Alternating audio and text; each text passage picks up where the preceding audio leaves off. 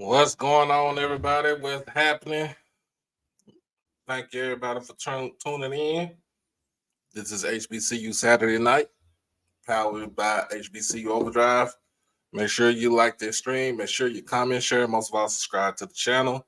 Hit the notification bell to get everything HBCU Overdrive. I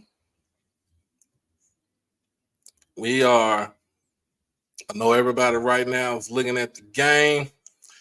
It was down to the wire. And of course, FAMU wins another one and a close one. 22-18 over South Carolina State. We're going to get everybody and see if anybody's coming on here. So we got some games that's still going on, but let me go ahead and get my partner on here right now.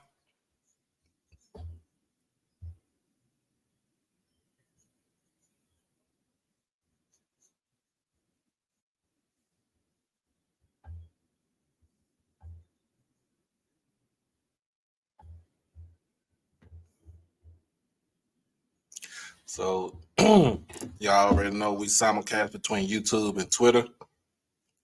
And appreciate everybody again for coming in. This is, I will say, short notice, but it was supposed to be last night. But you know how it is.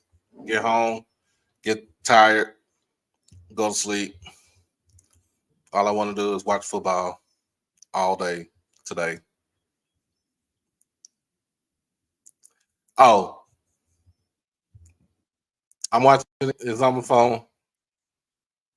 It's on my phone. In fact, for those who are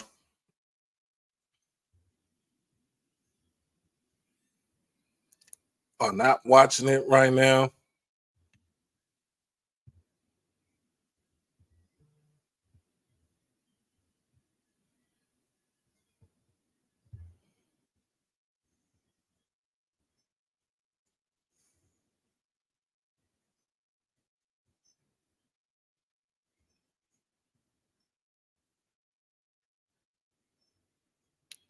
for those who are not watching it right now, go ahead and share this good old screen.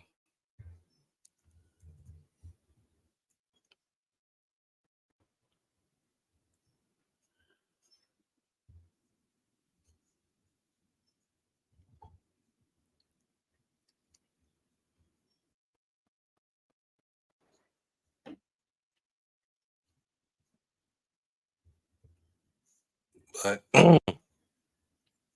just let everybody know what's going on. Y'all see the little screen on the right? I know you're gonna come in here and talk, man. We're gonna get into it. We're gonna talk about tonight. We're gonna talk about from Thursday night. What's up for the rest of this week. But as y'all see, you got Prairie View taking on Texas Southern in a surprise right now.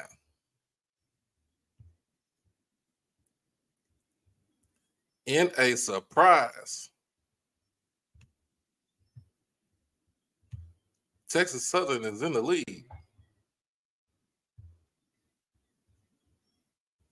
Today, he's now the president of the Touchdown Club. Wow. Both teams just get to talk a lot of trash about the other team, and it's fun. It's a fun time.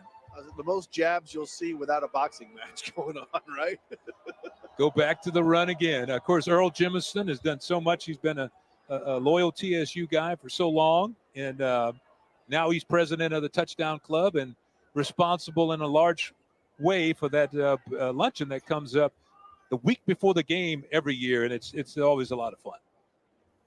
Yeah, no, it's certainly entertaining for sure to watch everybody bring certain things up to the table. They don't let people forget about it. Yeah, Coach Dishman did a nice little skit for Texas Southern University. As we come up a second down for the Tigers, second and about 5. Cooper near the sideline completes his pass. And he's out of bounds there after the catch. That was Savion Sims making his first catch of the day. That's just a great pattern right there. I mean, it's a timing play, but they're like, hey, we've seen enough here. We're going to get that play, right out of the gate. Chris took one of the programs and he circled everything he wanted to circle. And he got Greg Bailey, who was the MC of the right. And he said, now, who's got the best team in the SWAC? He said, just read whatever circle right there as they go back to the running game and pick up the first down. He said, just read whatever circle right there. So, and of course, he had TSU circled every time. So, and, just like I said, just a great, the ADs were there. They all participated, the 2 presidents of the schools. It was just a lot of fun. And of course, Bubba and well, it's a great Chris rivalry. Dishman. That's what's Yes. nice about it, right? I mean, both schools, at the end of the day, if they're both having success, it's the best for certainly the greater Houston area. So the pass underneath is going to be incomplete. Tried to hit his big tight end. That's Joseph Bongono. Bongono could not hang on there, so it's an incomplete pass. Number 87. So the rain has subsided a little bit here, and it's barely coming down now, so that's a good thing for the players on both sides. If you're just joining us, Texas Southern is leading 20-9. KJ Cooper actually started at quarterback, still in the game at quarterback, and he's done a great job for the Tigers. Rushing the ball, he has 52 yards on 6 attempts, and passing 16 of 25 for 116 yards. Second and 10 coming up now. Cooper sprints to his left, still looking downfield. Now he tucks it and runs, and he picks up about 6 yards. So a good gain on second down. Yeah, A.J. Bennett was trying to get him to go over the top. And it was just by the time Cooper was ready to do that, he couldn't turn his shoulders to do that. But, boy, I'll tell you what, they both saw it. You could tell they both saw it, but Cooper just couldn't turn his shoulders to get that throw off. What he did, though, sprinting out there on picking up 6 yards, makes it a third and manageable down for the offense. He's a very smooth runner as well. We have whistles on the field here, and a timeout is called by Texas Southern. So it's something that they saw on the defense that they feel like they can exploit. Well, you notice, Dishman, this is, I think, the second time on a third down, or maybe the third time on a third down. When he knows this, third downs are big plays. When you can keep a drive going and make something happen, he's not going to throw away that down, right?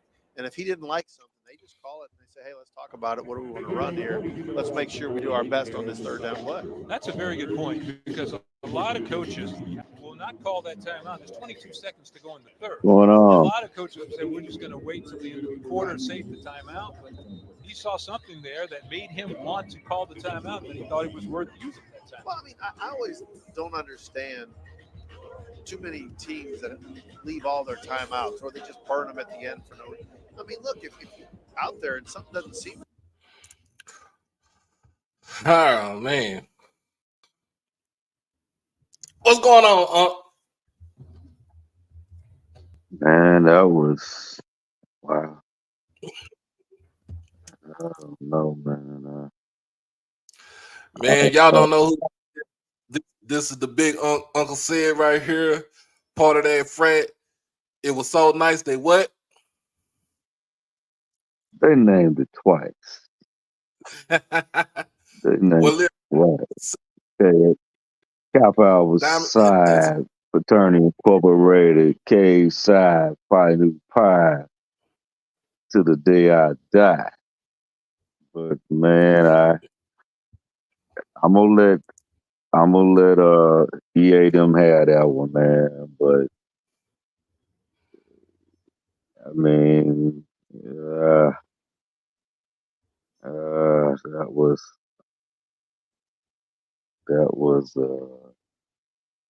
that was pretty bad.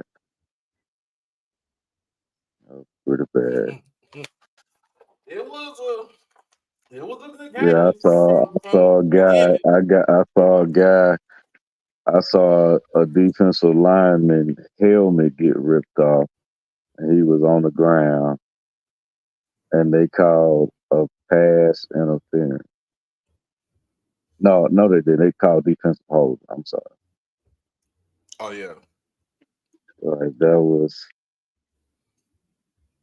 and that young man scored a touchdown because he rolled him into the end zone. His body was on top of the guy's body, so that was touchdown.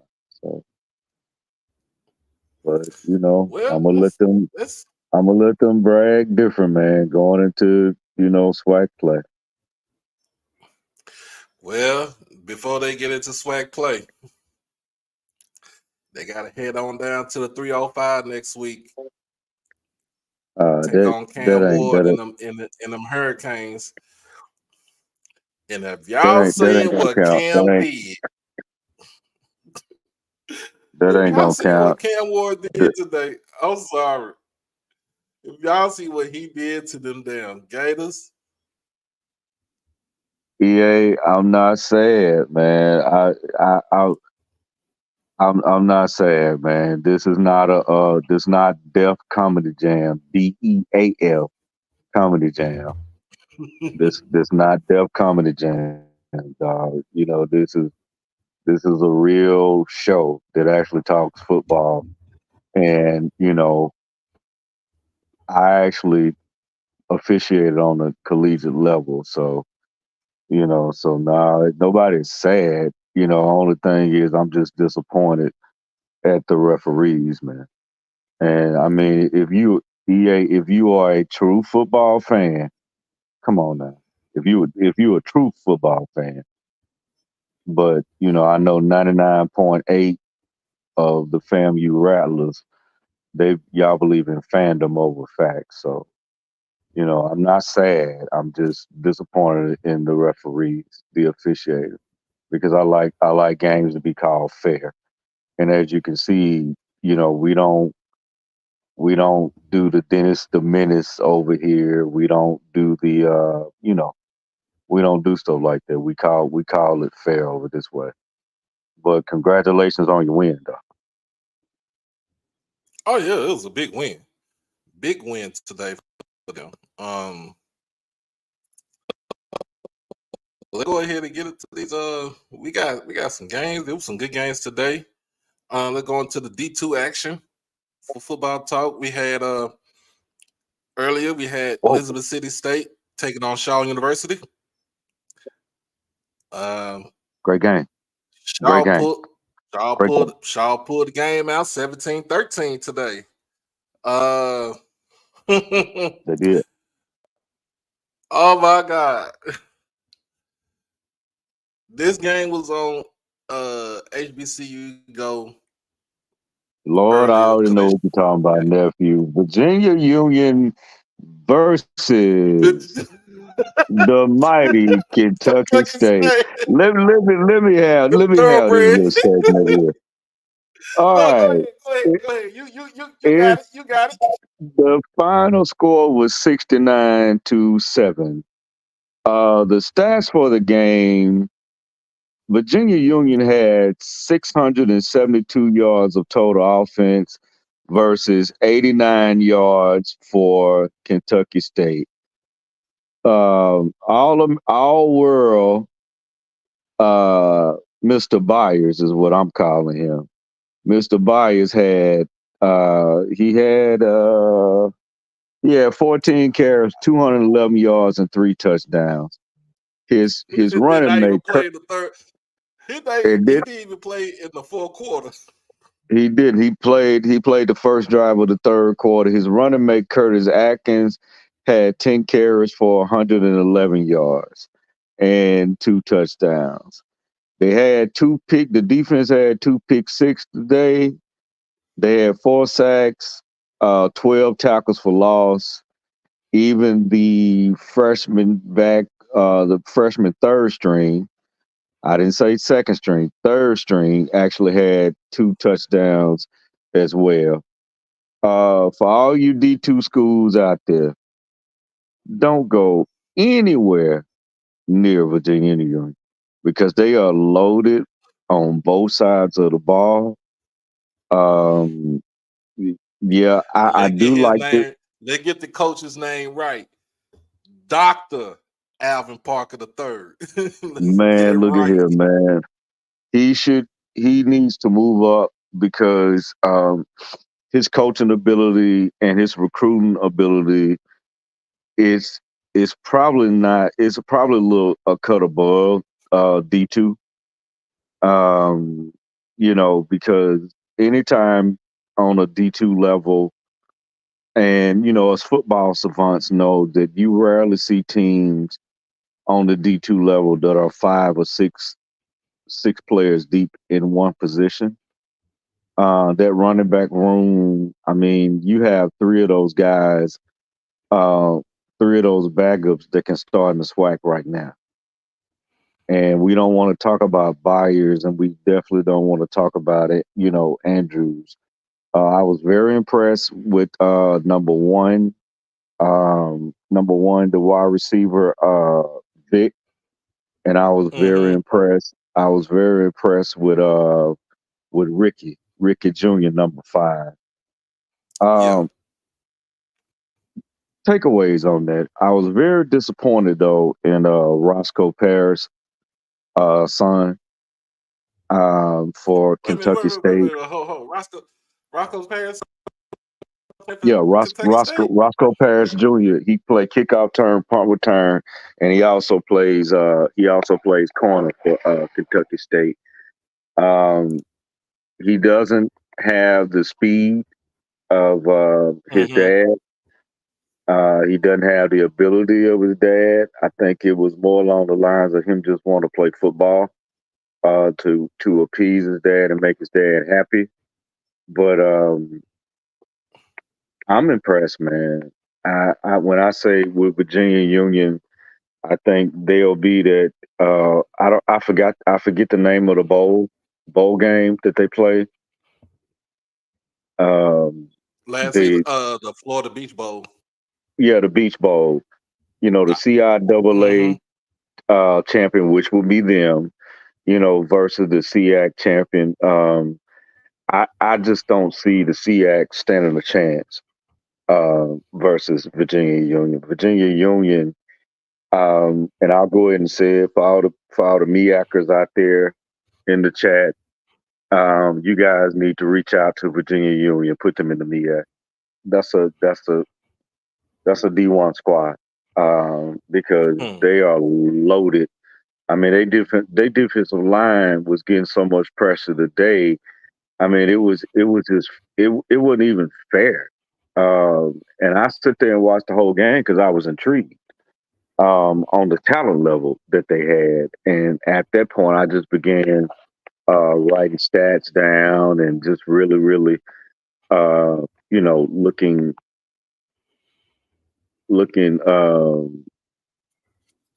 looking at, looking at the game.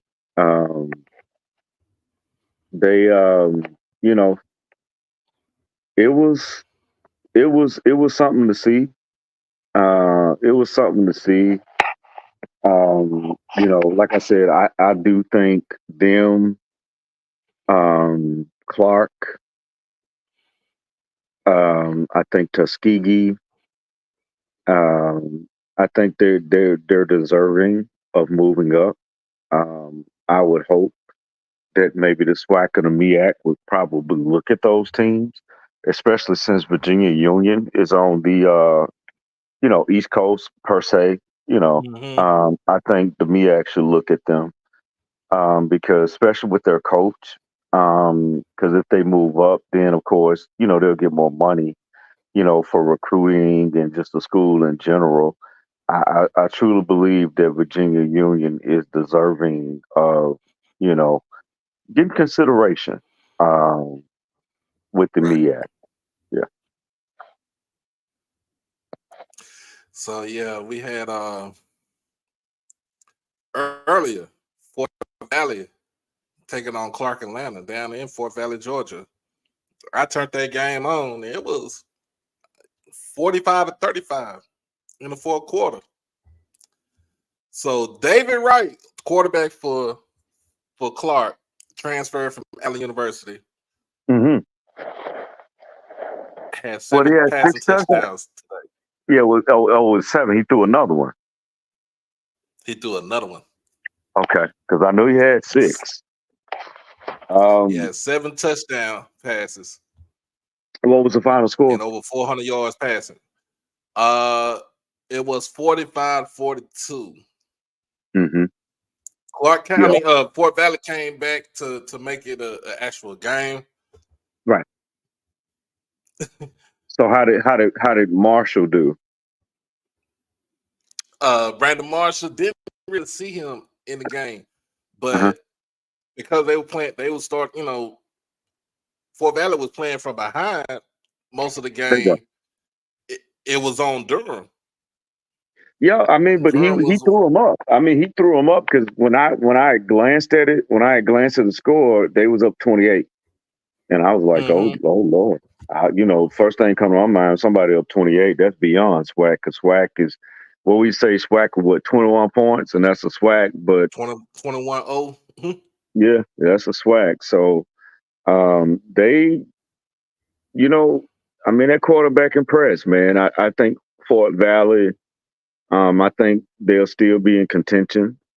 But if this quarterback continues to play like that, they're gonna run. Mhm. Yeah, that you might be looking at your champion. I didn't realize that I didn't realize that guy was that good. I just thought he fit the body type and things of that nature. But yeah, he's that good.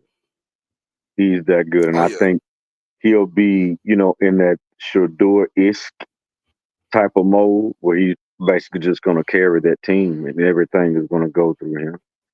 And shout out Right. to Shador, man. And He balled his ass off on Thursday night.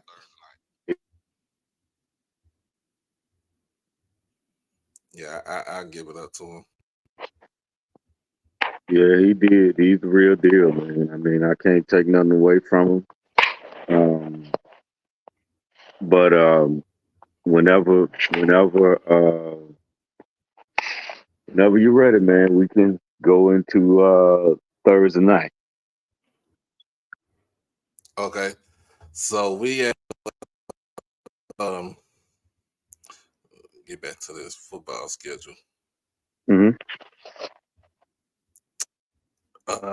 Edward Waters took on Morehouse. Mm-hmm. This game looked a little bit more.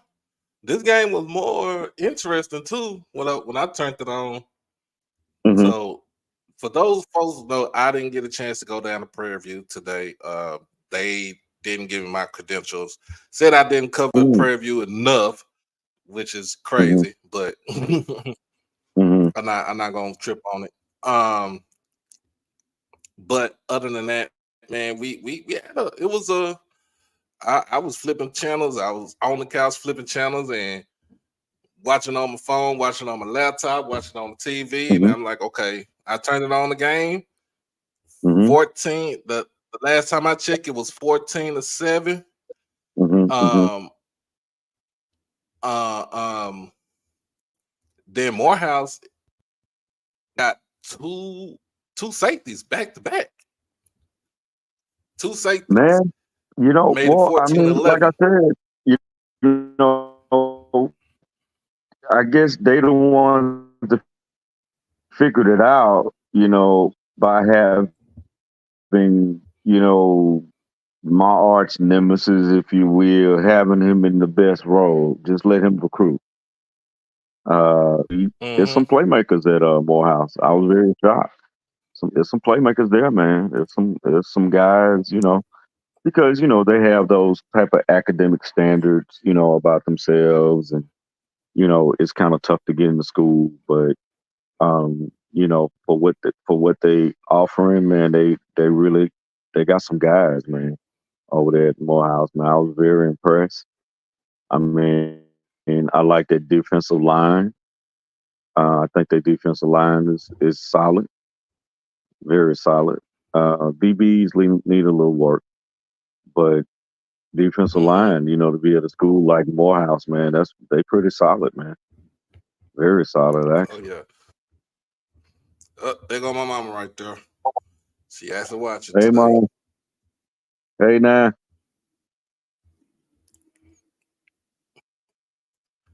But yeah, interesting. This game just went final. Valdosta State, 32-point victory over Albany State, 42-10. Uh-huh. It was I Albany didn't have no they didn't have anything for Valdosta. Not No, in this game. no, Not in this game. no, Sammy Edwards, no. 306 yards passing, 4 touchdowns, and the best thing, no interception. This is the first game of the season. Uh-huh. Yeah, this is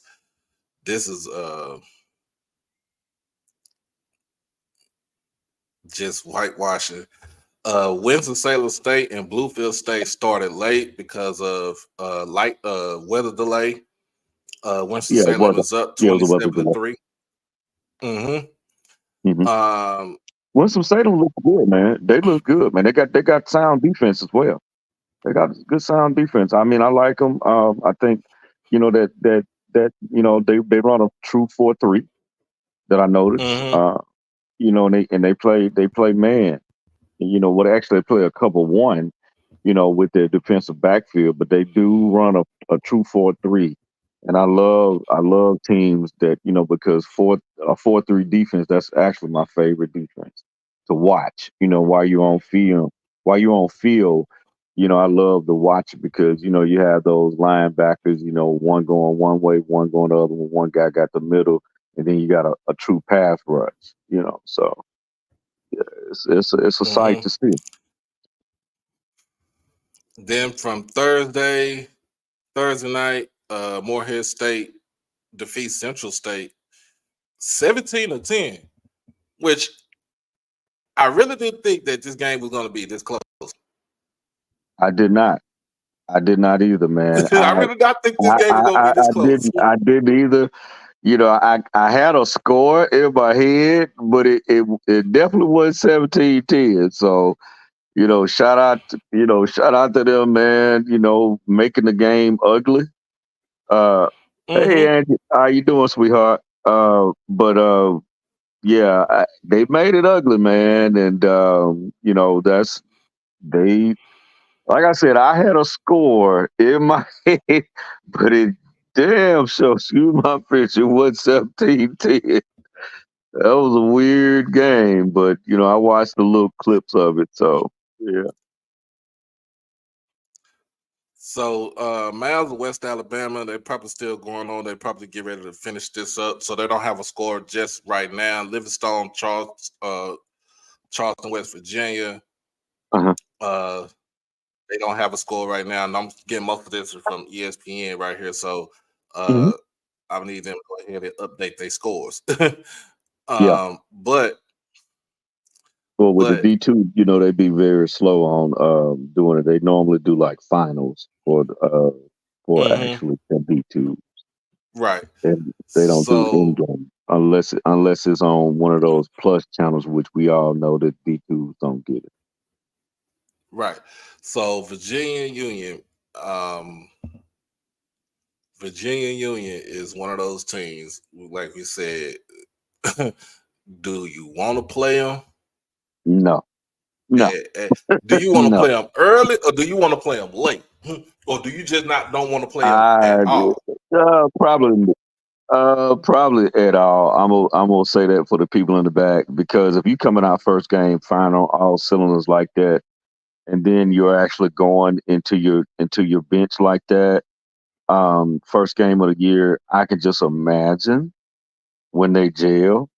And to me, they look jail to me, but I can just imagine when they get more game reps and stuff like that, it is going to be. I can see them going. I'll say this: I can see them scoring 80 points on somebody this year. I can see it. Mm-hmm. I can see it because I'm, looking at their schedule, man. It's like, are you really, really ready for that? Because if you look at that team, I mean, it's a team that can compete. They can actually compete on the FCS level, and they can actually win some games. Right. I mean, they can actually, go against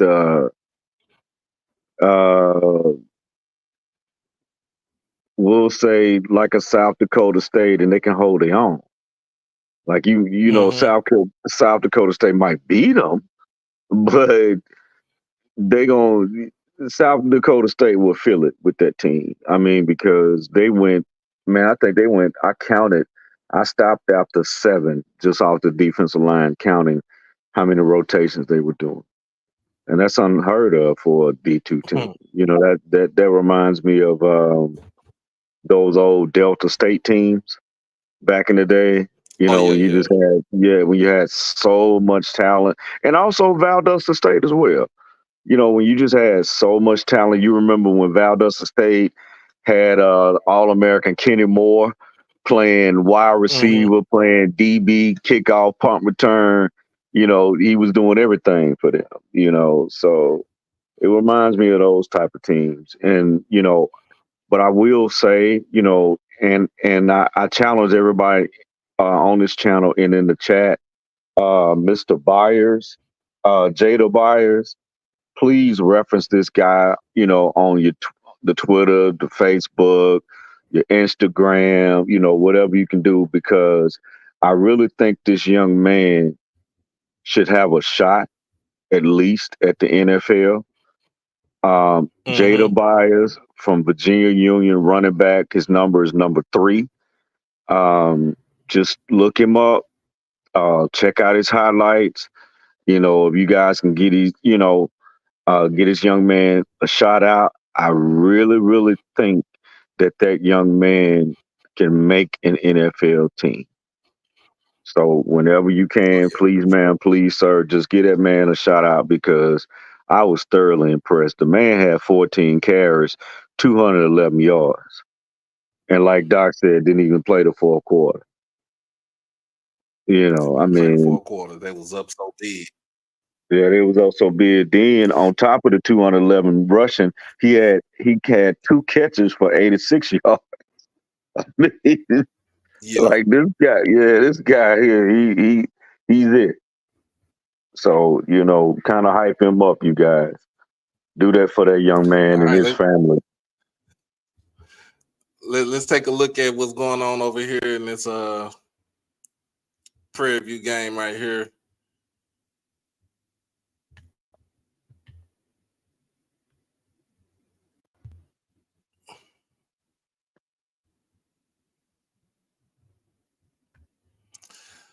Well, I, It's I, 1-9. And I will say this: I didn't know. Um, I actually know Chris. I know him as Chris, but y'all know Coach Dishman. I I didn't know. That's the only thing I can say. I didn't know. I did not know. But he had been saying for about 4 or 5 years, because people been hiring him to be DB coach and defensive back coach. But he was like, if I ever get a shot, you know. And he said that during COVID. So I guess this is time to shine, and he brought his quarterback with him. I hated for Jace Wilson, although I saw Jace get in and did pretty yeah, well. he in But right now. yeah, so Dishman, man, sometimes, I mean, we can underestimate people, but we have to understand, you got to look at people's background. He still come from that coaching pedigree. He played with, Bubba McDowell. He played with the likes of, Eddie Robinson Jr. And if you think about it, that team was a well-coached team, although they didn't use my cousin right. Steve McNair, but that's a whole nother story.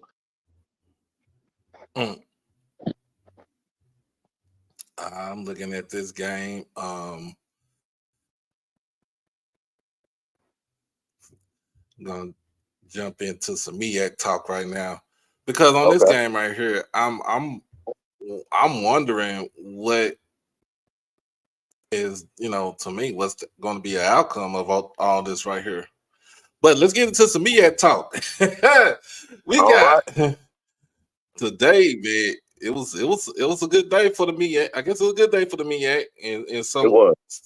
ways, and then in other ways it wasn't. But Right. let's get into it. We're gonna start off with Delaware State. They took on Sacred Heart today. Uh-huh. And get this. I did predict this. I said they were gonna pull this game off. Uh-huh. They defeated Sacred Heart 17-15. Well, I mean, let's think about last week. They played it. Although it's one of those off-brand type teams, if you will, for the FBS.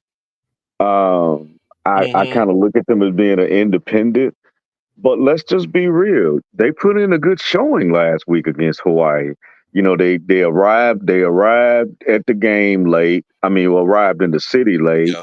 They had Mm-hmm. some deficiencies getting over there, but you know, they didn't lie down like that, man. So, Nah. shots out to Delaware State, man. I mean, I see I see great things from them because I like the offensive line. I like the defensive line. They got a couple skilled players. Number 12 that I like. The running back, I like him. So yeah, man, shouts out to them, man. I think they're gonna cause a stir in that MEAC. They're gonna have some Mm-hmm. winnable games. So Marquis Adams, quarterback, 14-22, 150, one touchdown, no interception. That's the best thing. He also had 44 yards rushing on the ground. Total out for 194 yards of total offense. It's a great thing. It's a good thing. Good thing that Delaware State. And if you think about it, their schedule is favorable until they get ready to play Richmond. They got Well, Richmond yeah, in in the October. fourth week. Yeah. Yeah. So and then they play Campbell, and then I think they could beat St. Francis, and they could beat Robert Morris. I feel in a way they could beat them and to win, and They could beat also Campbell too. They could beat Campbell too, for sure. They could beat Campbell. Then when they get into MEAC play, it's all up from there. But you got to realize too, when you get into MEAC play, Delaware State does not get blown out of MEAC play a lot. No, they don't. They don't. They don't, because you got to think about it. What was that, 3 years ago? Even when Asayas was there, they had Oh yeah, probably the best defense that year in the MEAC that year. they went down to South Carolina State in COVID year and took care of business. They did. Um, They did. but yeah, shout out to Del State, man. I know we give them a hard time a lot, but shout out to them. Man, Norfolk shout out to State, them. Norfolk State 39-point loss to East Carolina 42-3. Like I said, go over there, get your money, go back home. Get ready for Yeah, the next game. You got go back home with no injuries. That's the key to when some of these schools playing these money games. You don't want to just beat up on your practice squad, but again, you kind of do. mhm, You might need to leave your starters in maybe a quarter and a half. Once these bigger teams go up 3 touchdowns, then you pull these guys, because you're gonna need them for the next week. You got you a nice little $500,000 check, and get on down. mhm. And then they at home against Virginia State.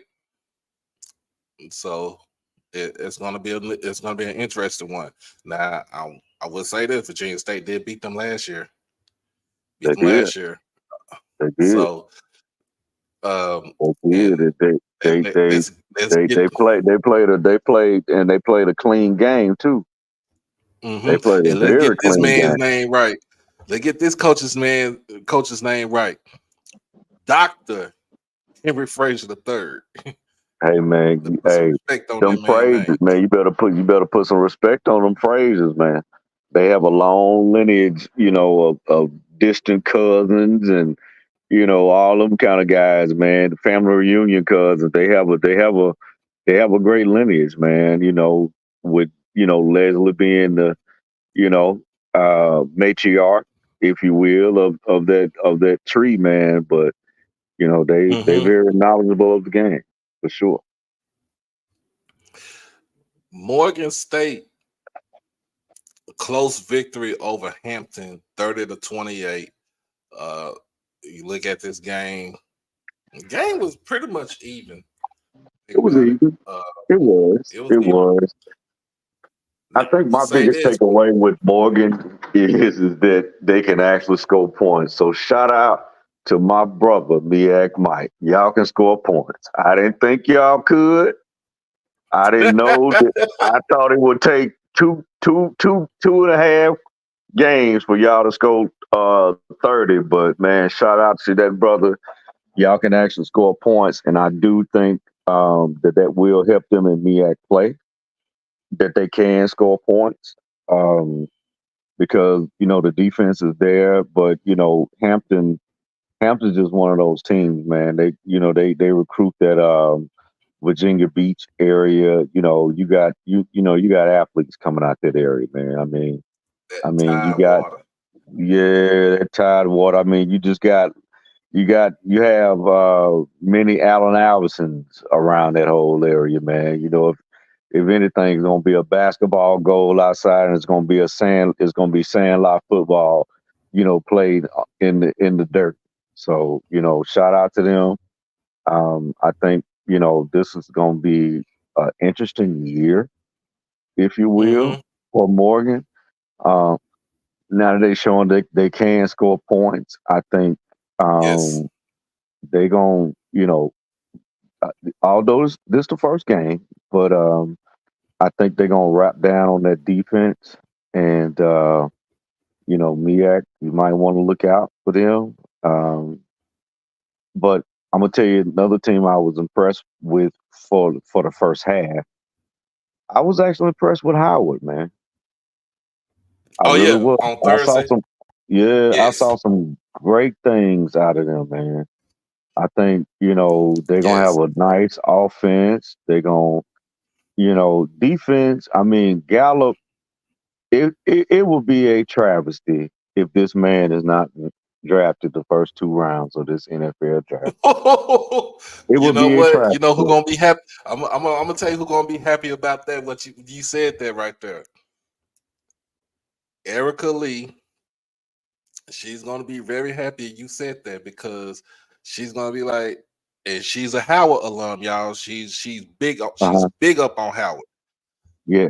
She gonna tell you if Kenny does not get drafted, then she gonna say the hell with the NFL. That's what I feel. That's what she gonna say. How she gonna say shout out to Mrs. Lee, Ms. whatever, Miss Lee.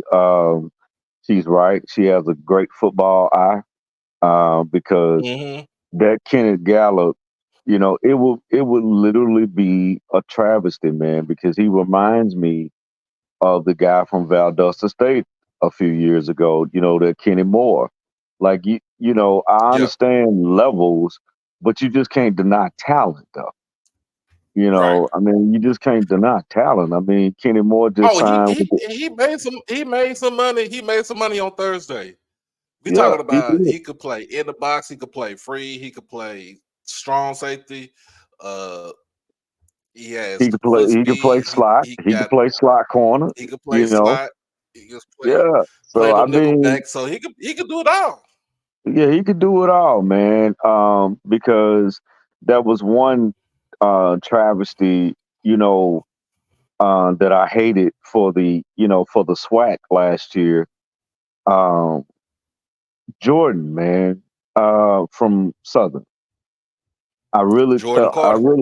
Yeah. I really thought that guy had a chance because he was really one of the better DBs, total DBs in the SWAC period. Right. I just think he played on a bad team, and I get that. But to me, I just always look at what I see on the field, and what I see on the Mm-hmm. field. These are guys that can contribute, but like I said, I just really truly believe that this Kenneth Gallup. I if you really watch the game and know the game, it's no reason why he should not slip out of the second round. It's no way. I mean, because you got a Swiss Army knife, man, that can do anything. He say, okay, we got to open it over here on right corner. All right, I can do it. We got a free safety Mm-hmm. position open. Oh yeah, I can do it. We got a strong safety position uh, that needs to be filled. Okay, I can do it. We got a rover position that needs to be filled. Okay, coach, I can do it. Kickoff, punt return. I mean, he can do it all, man, and it will be just one of those travesties, man. But I don't know, what they're looking for. Um, Mm-hmm. but from what he's shown against, legitimate D1 competition, I mean, Oh, he the he, real deal. yeah, he's the real deal. He's the real deal for real. So Let's see. Let's talk about, man. Let's go ahead and get to that SWAC football. As I know let's everybody's get it. waiting on for that. We get into that SWAC Let's football. get it. And we're gonna say the two games. We're gonna say the best two games for last. All right. All Everybody, we're right. gonna say the best two games for last. So let's go ahead and jump on into it. So we have right now, um, of course, I'm gonna put it back up here.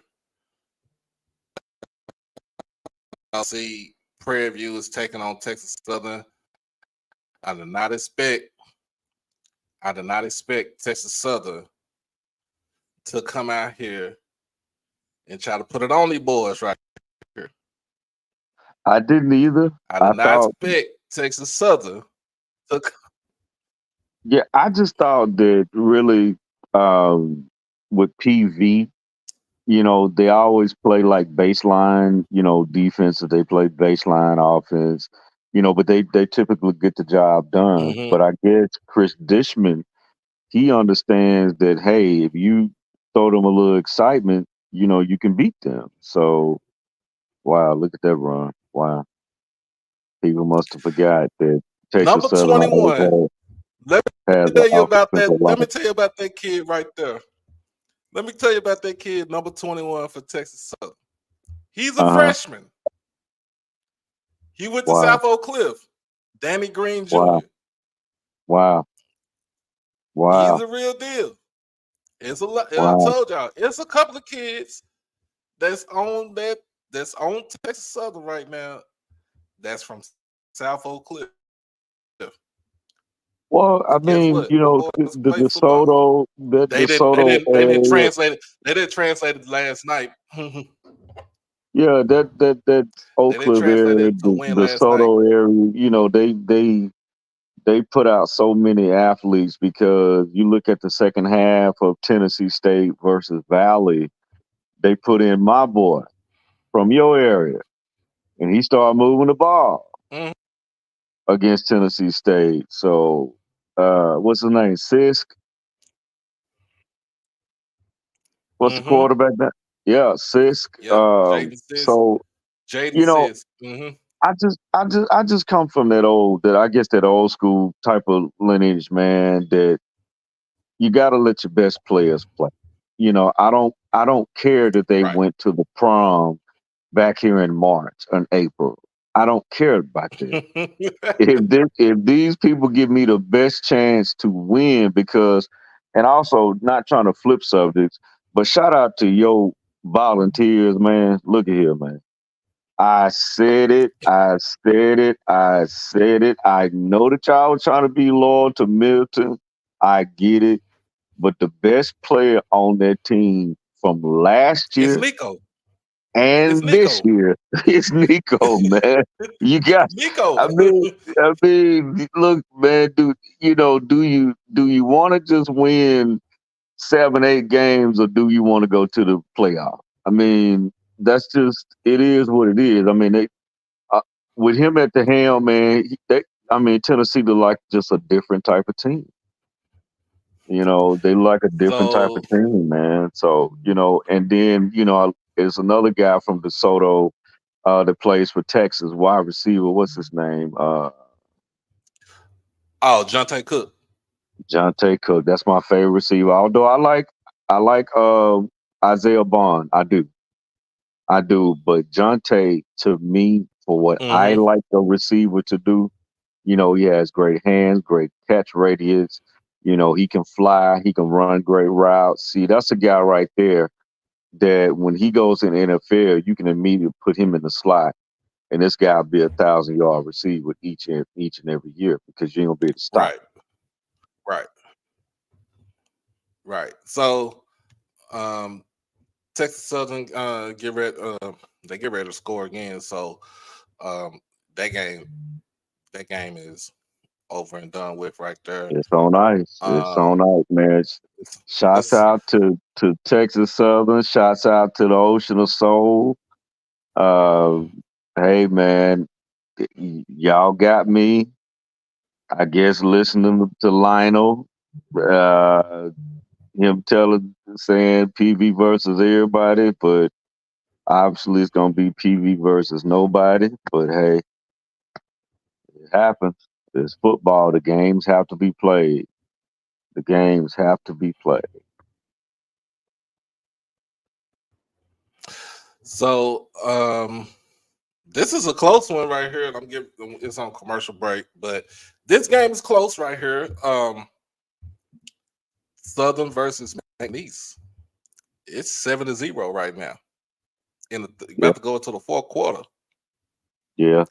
Hey, look at my boy right here. LD, what's happening, man? LD, man. Shouts out, my brother. Well, I know one thing. So I can go ahead and go add this in here. If Southern pulled this out and Jackson State coming off loss, beware all chats of Adrian Crook. Beware. That's all that I can say. He about to be on. Man, he about to be beware. on one for real. Beware. But I'm a get into this right here. Bethune-Cookman taking on South Florida. South Florida's up by 45, 48-3. It's like a minute left in the fourth quarter. Like I said, get your money, go back to Orlando, go back to Daytona, get ready for the next game. Yeah. I think sometimes you have to have that. You have to have that mentality. You can't get guys hurt, because especially when you're going into conference play, that's very vital. That you remain healthy. That you might get. You want to keep it honest. I don't want nobody beating me by 80 and stuff like that. I get the grit and I get the the grind of everything, but you got to be very smart and tactical. When you're going into conference play. I didn't see anything wrong. I didn't see anything special about VCU, but I didn't see anything bad either. Right. Hey, I'll just let y'all know my mama represents Prairie View because her granddaughter goes to school down there. Well, mama, it's coming down to Bubble being set in his way. He's gonna have to. He has to come up with the time. You gotta come up with the time. All right. Uh, uh, uh, do Mr. Campbell money ready for that U-Haul? We were talking about Alabama that A&M. U-Haul. We were gonna park in front of What was the score, They man? ain't getting the dogs. They ain't getting the dog shit beat out of them right now. Excuse my What's the language. score? It is 6 minutes left in the game. It is 73-3 Whoa. in the fourth quarter. I got a chance to look at Quad, aka Cornelius Brown. I mean, it's the first game. It's the when the first last time game, but when the last time he you know, played in the game though? yeah, it's been Hey, 2 you going years. up against It has. you It's going up been 2 against years. Auburn. I mean, you gonna be rusty. So I'm not gonna. I can't take that. I can't take that. Well, let me see him in a game, in SWAC play. Then we'll revisit that because Lankford was actually moving the ball better than he was. Okay. He was. I don't necessarily look at those plays. Look at Southern running in and around. I told you. I tried to tell y'all that if they had anything, if Southern had anything, people was talking about their coaches and stuff, but I mean, but hey, they, you got some old. I mean, and then you got the dean of SWAC coaches on your team. Mm-hmm. You got the dean of SWAC coaches on your team. So Quad Brown's stats 13-27, 182, no touchdowns, no interceptions. So I mean, but it's against Auburn. Right. Let's just Right. it's against Auburn. Right. Like these dudes got almost 600 yards of total offense, and it's still 5 minutes left in the game. So Yeah, Tennessee has 7-11 today. Ole Miss had 500 yards the first half. Yeah. against Furman, they playing Yeah. Furman. Yeah, it was 52 to egg at the half.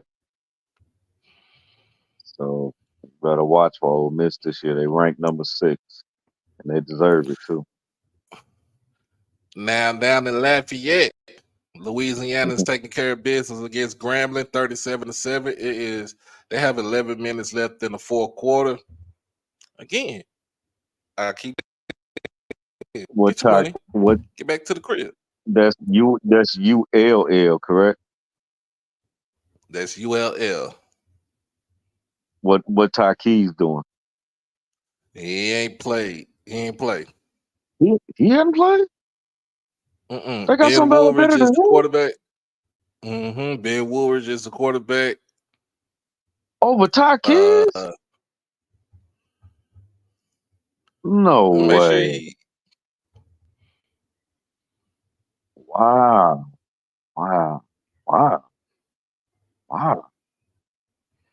I don't think Ty's not even on the team. He's not? Mm-mm. I thought he went to one of them Louisiana schools. I thought it was ULL. Nah. Let me I can check it out, but Miles Crowley, 15-24, 120, no touchdowns, 1 interception. Well, that's typical. That's typical Miles Crowley. That's typical. He's a very stable quarterback. He's what I guess people like Cam Newton would call like a game manager. He ain't gonna just overly beat you, but he ain't gonna lose the game either. So yeah, I like Crowley. I'm still mad at all you Grand fans because I ain't forgot about 2013. I ain't forgot about that. Damn. McNeese just scored. Okay. But it's a tie. It's about to be a tie game anyway. But let's talk about this game right here. We watching right here, Southern versus McNeese. Mm-hmm. Clifton McDowell Mm-hmm. didn't even play the whole game. They pulled him out. He was 1 of 4 for 28 yards, 0, 0, and 0. He also had 23 yards on the ground, but he ran for a touchdown. Well, with Clifton, unfortunately, man, and not trying to be funny, he's really an athlete playing quarterback. Let's just be real. Sometimes, when you don't have certain positions, but you have great Mm-hmm. athletes, you have to throw them in at different positions, man. And shouts out to the young man, but he's just an athlete playing quarterback. That's all he is. Yeah. Noah Bolden in this game right now. 12 for 23, 118, 0 touchdowns, and 1 interception. I mean, this is his his actual third game starting ever Yes, in college. yes, So yes. Well, I mean, but he's a coachable young man. He's already graduated. He already has a degree from Southern. He's mm-hmm. graduated in 3 years. That says a lot Yeah, about, he and shout his out to him. parents. Yeah, shout out to them. He has 2 more years. He got this year and next year. And, Mm-hmm. of course, he'll have his master's degree. So, shout out to that kid.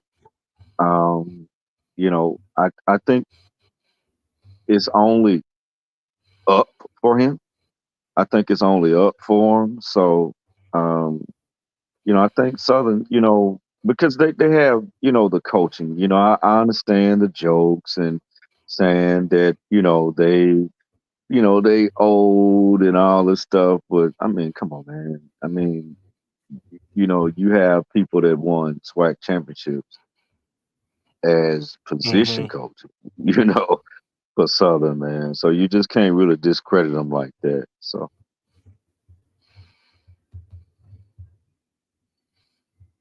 Yeah. So let's see. We just heard Texas Southern just scored again, 27-9. oh, that's ball game. That game is over with. Ball game. Upset Ball game. of the week. Upset of the week. That's upset of the First week. and foremost, let's just recognize the fact that they just avoided going 0-10 Versus PV against Prairie View. because they have not beaten PV in 10 tries. Well, 9 10 tries. tries. 10 tries. Yeah. 10 tries. Yeah. So, They beat shout them out to tonight. them. Shout out to Coach Dishman. I knew it had to been something that they didn't have Coach McNair come in, and they end up picking him last minute. So shout out to him. We're gonna have to put an APB out on Lionel. 'Cause this is He's somewhere in you Monroe crying right now. yeah, because this team that's beating you was picked to finish second to last in the Mm-hmm. on that side. So shout out Yeah. to Coach Dishman. Yeah. Of course, earlier today, Tennessee State takes on Mississippi Valley.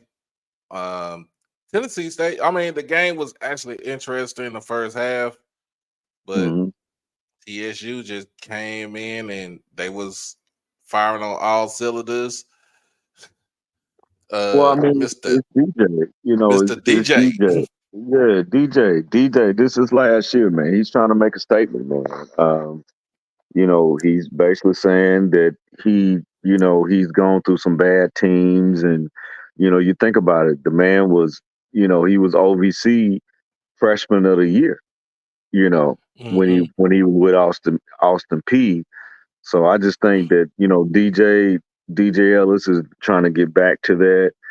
And I think they, although it's Valley, we know, but again, when you see flashes of everything, and I just think that DJ gonna make a mark this year. I'm thinking that they'll probably, win about 7 games this year, and I think that he'll get a combine, tryout. Yeah, so his stats was 21 of 33, 356, 3 touchdowns, 1 interception. Also had 7 yards rushing on the ground. It did his thing today. He did. And like we said, it was against Valley, but he still did It his was. thing. It was. Now, It was. Tajarian Williams was 4 for 11, 30 yards and 1 interception. He went out of the game with an apparent injury, so don't know what the prognosis of the injury is. But I got a text about that. I'm gonna read it verbatim for you. QB Williams went out with a rib injury, right side. Yeah, because he was holding his right side earlier. So Jaden Sisk came into the game. He was 7 of 10, 110 yards passing, 1 touchdown, interceptions. Also had 11 yards on the ground. Doc, I don't know how you feel about it, man, but like I said, with me, I hope, I hope you can agree with me, man, but you got to let your best players play, man.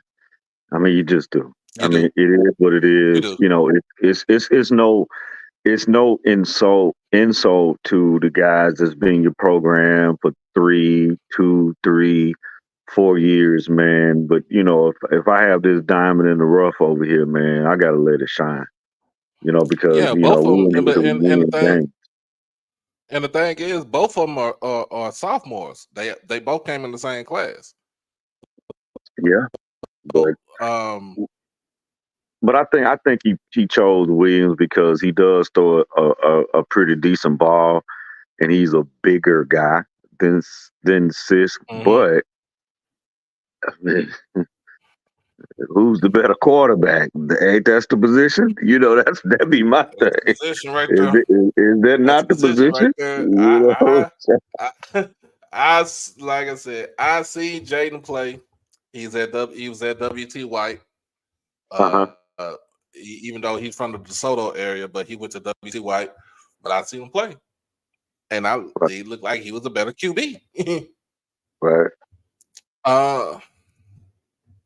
That was a bad play. Wide receiver fell down. Got to work on that. You got to work on that. Yeah, game has went final. Texas Southern 27, Prairie View 9. They avoided going 0-10 against Prairie View. First game since 2013. And I'm gonna make one of those Mr. Ford shock value statements. I think that's the upset of the year so far in the SWAC. So far. But still, Prairie View can redeem themselves because they still got the State Fair Classic. They still got to play against Alcorn. They still got to play against Southern. They got FAMU at home. So I think that will be that everybody's schedule that they will start. What DJ Damon said, he said Desmond looked like a genius. Hey, man, Damon, Damon, look, man, I agree with you. I mean, obviously that AD knew something that we didn't know, but it's not like it was so hard because you got to think. I mean, Chris Ditchman, Eddie Robinson, Bubba McDowell, you talking about guys that were all pro, so they know the game. So that's just what happened. They was all, and they were coached under Buddy Ryan. Buddy Ryan was the defensive coordinator back in, Hey, that's my defense coordinator first for anybody.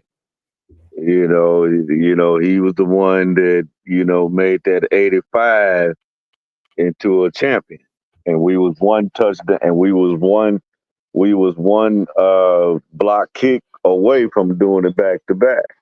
So Mm-hmm. when we lost to the Giants in the NFC Championship, so All right. Let's get into the game from tonight. let's do it. Down there in Tallahassee, what they say the highest of 7 hills. That's what they say. That's what they say, the highest of 7 hills.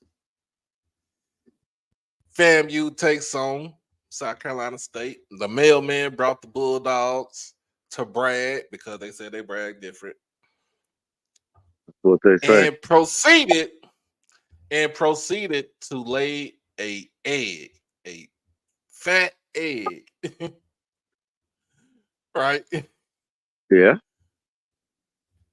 This game could have went a lot of different ways, y'all. And everybody was watching that game. Everybody tuned into that game. I don't care if anybody said they didn't. Nobody didn't care about the Texas Southern game, the Labor Day Classic. They didn't care about no other SWAC game or MEAC game. They tuned in into this game.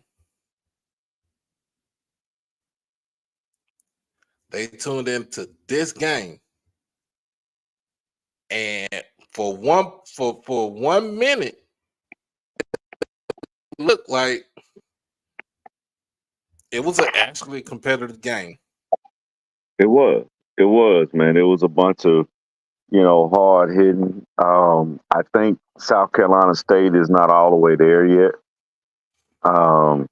but obviously they're well coached. They don't make too many mistakes. I think that those DBs are probably gonna have to run about 10 miles Monday. Because I know Coach, Thanos, he's a ball coach, and he likes perfection. But it was a very interesting game. I think South Carolina State had it in the bag, but a couple iffy. We'll just use iffy calls. It would have been a different outcome, I think. But shouts out to the fat cat. That's what I call him, the fat cat. Richardson. Shout out to him, man. It's like people still hadn't figured out that matter of fact ball, man. But but shout out to Fat Cat, man. He doing his thing. He doing his thing. So this how close this game was, y'all. This how close this game was. Now on total yardage, FAMU had it all the way through. They had over 400 yards of total offense compared to the 286 for South Carolina State. All right. On the edge of rushing the ball, South Carolina State, the Bulldogs had 154 to the Rattlers 133. Of course, FAMU threw the ball, had more yards in the air with 282 to 132 for South Carolina State. Now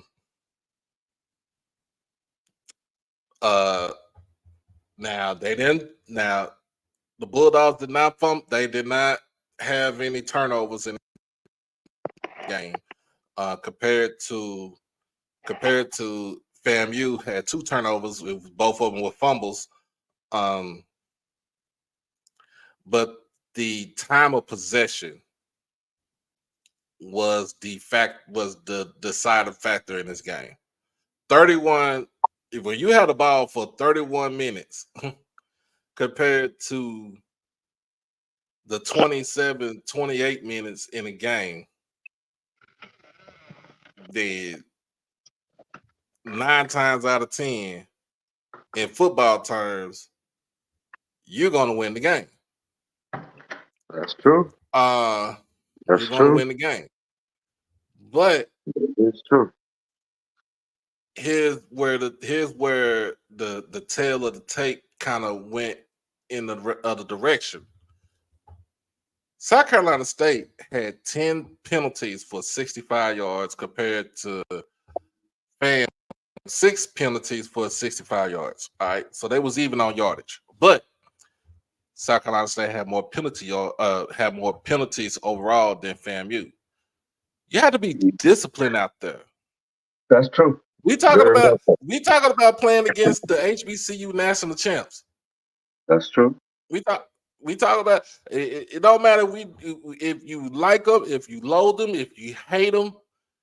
At the end of the day, they are the reigning defending national champs. Yeah, you have to play. You have to play your best. You have to play your best game against them. Right.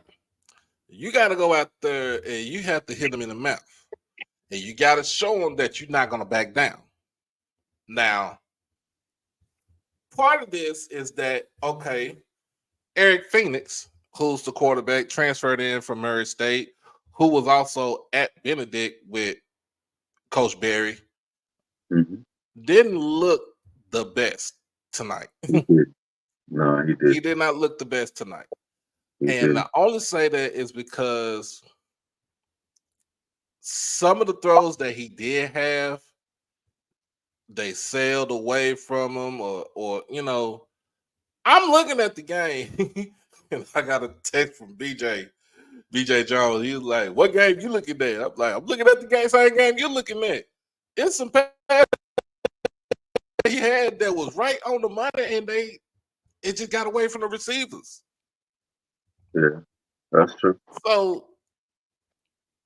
So in the end, you got to be able to make sure you have to capitalize on some of this stuff right here. You got to capitalize. Yeah, you got to be able to close. You got to be able to close it out. Once you put your foot on your neck, you got to close it out.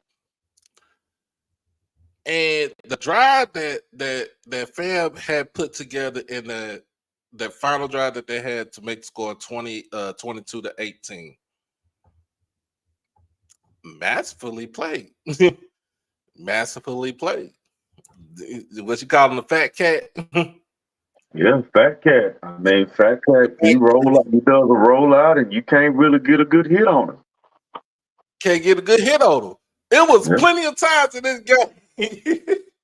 I'm talking about could have knocked his, excuse my French, could have knocked his ass out, and all of a sudden he gets away from it. So.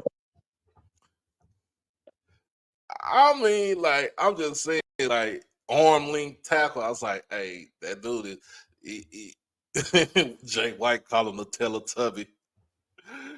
Oh my God. Man, even though he's short and stocky, don't mean that he ain't lazy or he just don't have no strength, because he's still 240 he was getting pounds. away from all those.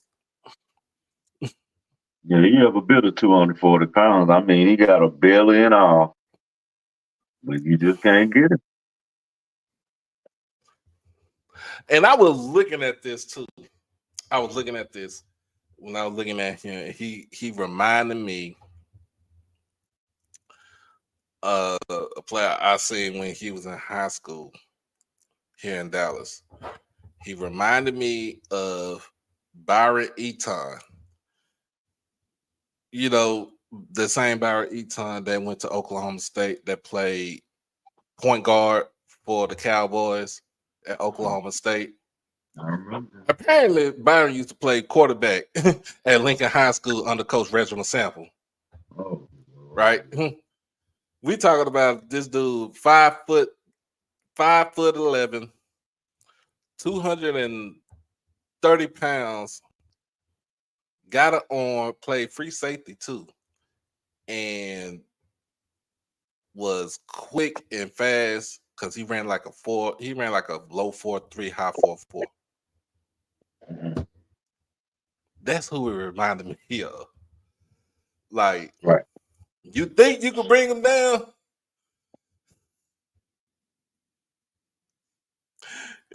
You think you could bring him down, but you can't bring that dude down. It just this momentum was going when he goes to his right. Right. Right. you have to play, with defenses, you have to play him to his right. You got to make him go left. Mm-hmm. So, a lot of people hadn't figured that out just yet. But, like I said, I got to give Fat Cat credit. He's right there.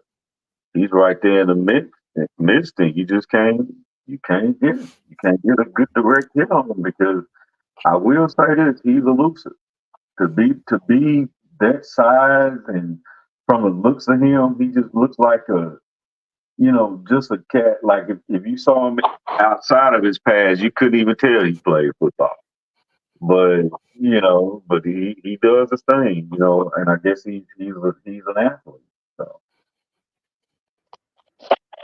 heck of an athlete too. Yep. He also, again, for the second game in a row, did not throw an interception. So this man had 6 touchdowns, 6 passing touchdowns to 0 interceptions. He has over 560 yards in 2 games. I'm just looking at the chat. Yeah, if that young man lost weight, Lord have mercy, he must have been big as a house coming on FAMU camp. He had to be. I can't say nothing bad about it because if he look, because Mr. Butterball out there is slinging the rock, so I can't say anything bad about him right now. Yeah, he's slinging. And like I said, you got some cat quickness too. And then where y'all get this dude, the running back, Somerset? Like, where do y'all get him? Like, where do y'all hide? Where do y'all stash him at? I'm still not Because sold. I ain't sold.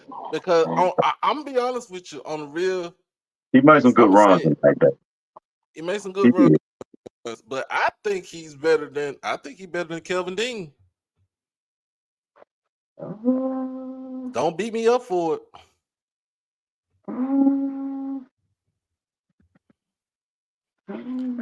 I'm not trying to. I ain't throwing no shade, but I think he's better than Kelvin Dean. Well, Kevin Dean is older. He has a lot of miles on him. He got a bunch of he got city miles on him instead of highway miles. So you could be right. Could be right.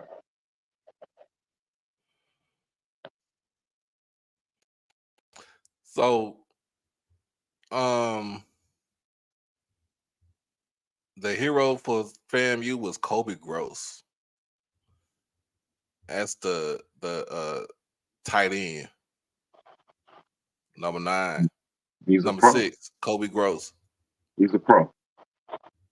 Yeah. I'm gonna go ahead and say it. He's a pro. He's a pro. He's about what 6'5", 6'6", maybe 240, 250. But he has hands like 6'3". 6'3". Okay. Mm-hmm. He has hands like a wide receiver. So yeah, he's a pro. He is a pro. Because I was watching him EA open up some of those holes going to this left side for Somerset. So no, he's a pro. He is a pro. Now I'm gonna tell you who earned their money for South Carolina State tonight, and that was DeAndre Duhart, the running back for South Carolina State. They came in with Chinnisberry. I was very shocked, man. I'm glad he's getting an opportunity to play better competition because the talent has always been there with him. But I think a lot of people looked at it saying that they wasn't really playing in competition, and then when they lost that last game, he was shut down. I think he only had like 31 yards from like 11 carries that game. That the only game that they lost last year. So the receivers for SC State, Caden Hyde, who came in from Benedict, and Justice Smith Brown, both earned they both earned their money today. They did. My Jaden Broughton, another Benedict transfer, earn his money today on that defensive line. So, but at the end of the day, you got to be able to make sure you be able to actually get the job done and try to close the game out. You know what I'm saying? Now it was some calls. Don't get me wrong. The game was a pretty good game, but it was to cause this dang on game where I'm looking at it like, damn well that first touchdown, that first score, that should have been a score. That was a touchdown. That was a touchdown. That was a touchdown. I mean, like there, and to show you how much of a touchdown it was, when the guy jumped up and threw his hands up, he was 5 or 6 yards in the end zone when the player threw his hands up. So that should show you. His foot was already before the ball was already across the plane before his left foot went out of bounds. Right. Hell, I wear glasses and contacts, and I seen both. I seen all 6 of my eyes. I don't care what anybody say. Yeah. So coming to FAMU, you have to just be leery of that. When you go to brag, you just gotta beat them.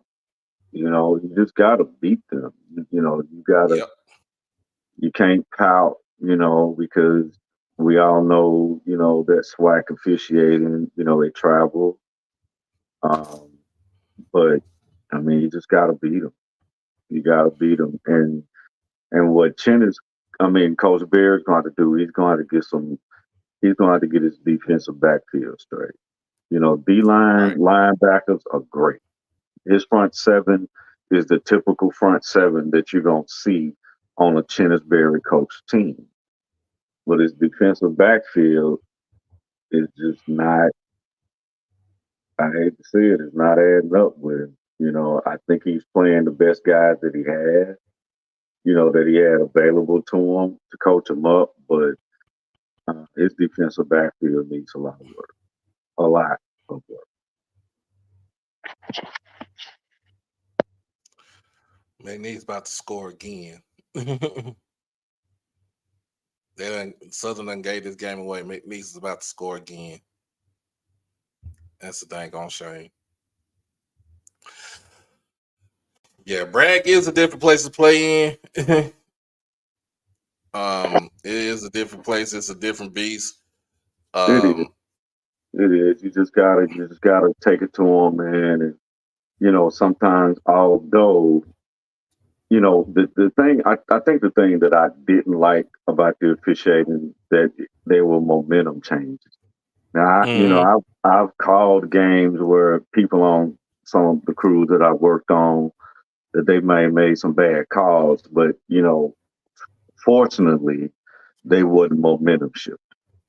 Right. And those calls, when the guy ripped the man head off in front of the umpire, that was right there in front of the umpire, and he's the one that spots the ball.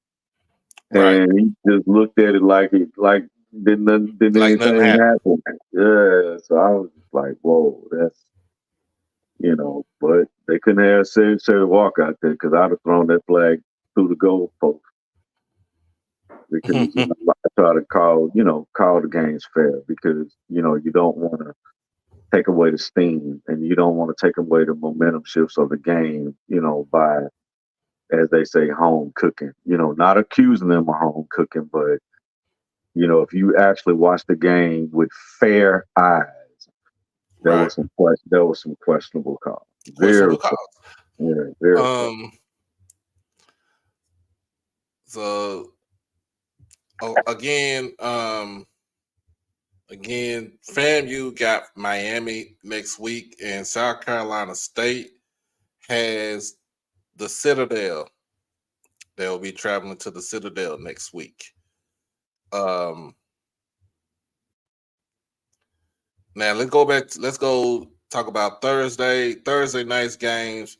UAB defeats Alcorn 41-3. Nephew, I gotta eat it, man. I don't mean to cut you off. I gotta eat it, man. You're right, man. Tyler Bacon ain't it. He ain't it. I gotta eat it, man. I had high hopes, listening to G telling me, man, they, man, he was in 11 on 11. You got to get picked for that and all this. And he was supposed to start this and that. Yeah, G, but no, Tyler, Uh, he's not, no disrespect, um, Alcorn, but I'll say this: if y'all think he is, let him start against us later on this year, and I'll be happy with that. if he do that, that ain't gonna be fair. Yeah, no, That is not gonna be fair. Just don't do that boy like that, man. that's why I was trying to get FAMU to start junior. 'Cause that's why I was trying to get them to start junior because I knew what was going to happen. But So Alcorn played 3 quarterbacks. So they started off with Tyler Macon. He was 3 and 7 for 4 yards and 1 interception. Terrible debut again. Terrible debut again. Xavier Vaughn took most of the snaps. He was 5 of 12, 25 yards, no touchdowns, no interceptions. And then they brought in the redshirt freshman Roger Hartsfield III. 1 of 2, 31 yards, no touchdowns, no interceptions. I'm sorry to say this, but Tyler is a glorified running back playing quarterback right now. yes, he is. They need to make the switch. They need to make the switch now while they can, because he's the type. He's probably what he's gonna probably do. Is just based off his name and not his production. He's probably gonna try to go somewhere else. With his little small NIL deal. So if I was Alcorn, for the production that I could get out of him, I would go ahead and line him up behind that line and say, do what you do. And I'm thinking that UAB is looking ahead against ULM. Mm-hmm. Oh, they're gonna beat the hell out of ULM because they have a great coach, man. I mean, a lot of people say that was that he didn't deserve that Super Bowl win. But like I tell people, Trent Dilfer did enough. He did enough. I mean, Ray then was Ray and the Swag's favorite player, Ed Reed. I mean, that was well, excuse me, favorite Ed coach. wasn't there at the time. Oh, he wasn't there yet? Okay, well you still had That was Ray. Shannon Sharp. You had Shannon Sharp, you had Ray, you had who was the running back? You had JD. JD was a running back. So Jamal Lewis. I mean, yeah. So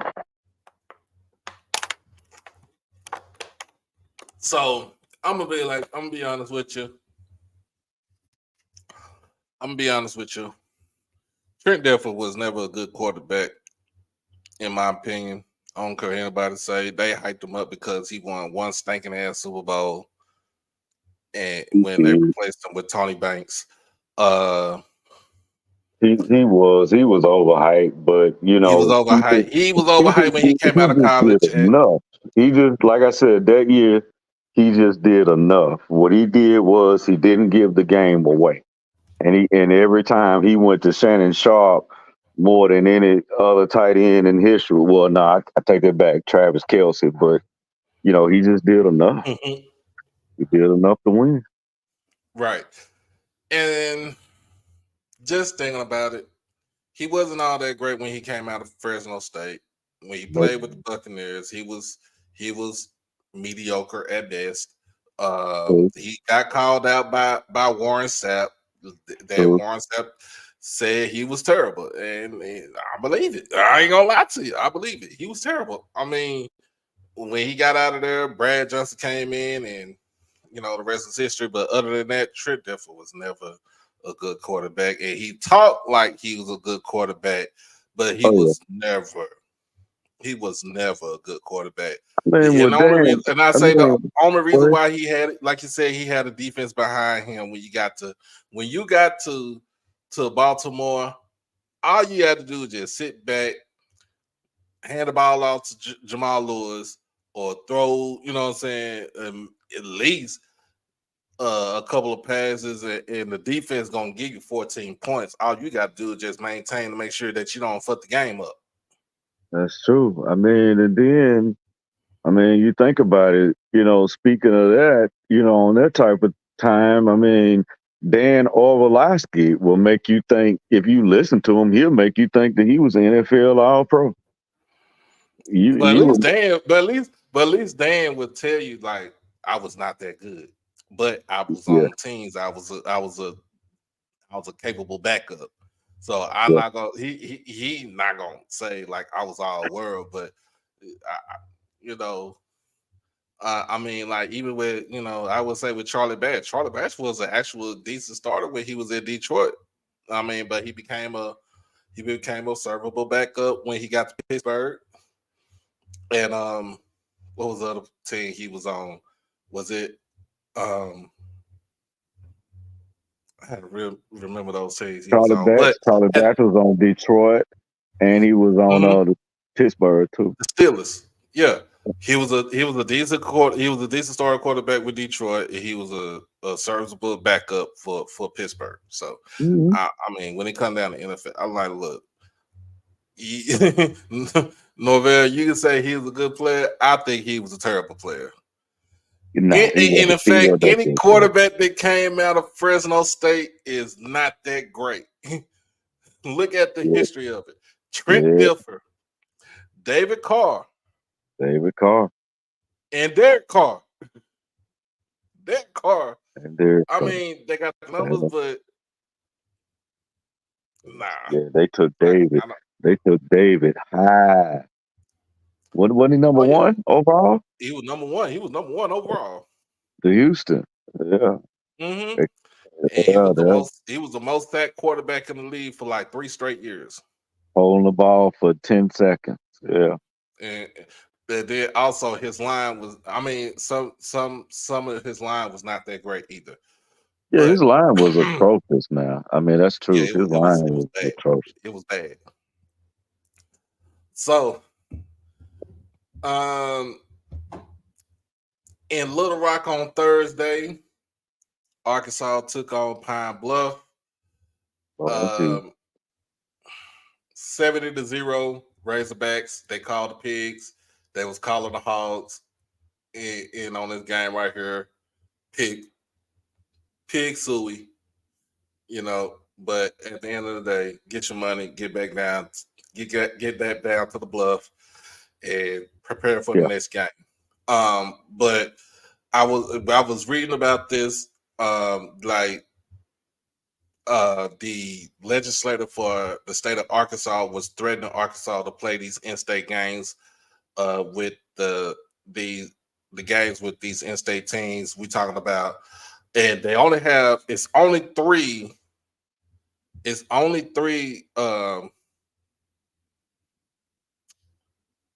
Actually, it's only two. It's only two FBS teams in Arkansas. That's the Razorbacks and Arkansas State. That's correct. Everybody else is FCS. We talk about Central, and you talk about Pine Bluff. Mm-hmm. You got Arkansas Baptist.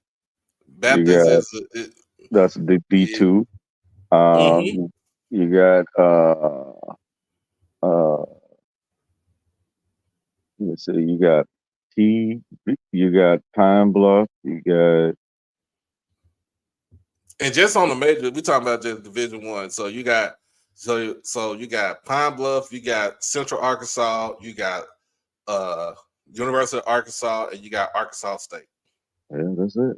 And the legislator is telling them they got to play these schools in state because you basically got to give these dudes some money.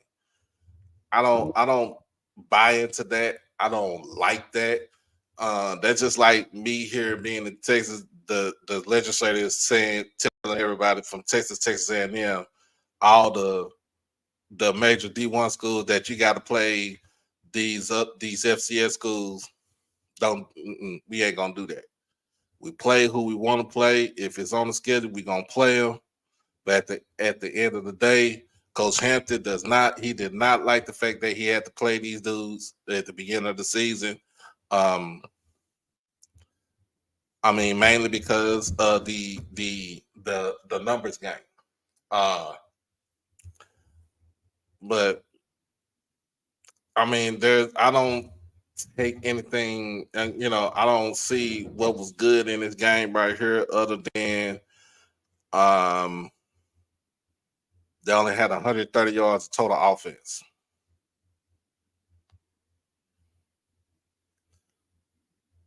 Yeah, it was pretty bad. Ole Miss just got a final 76-0. Mm-hmm. So And the crazy thing is, Arkansas played a running back that was actually a quarterback in high school over at Duncanville, Jaquinda Jackson, 6'2", 233, and he had 8 carries for 101 yards on Thursday. that's good. But he was a quarterback. He was at University of Utah.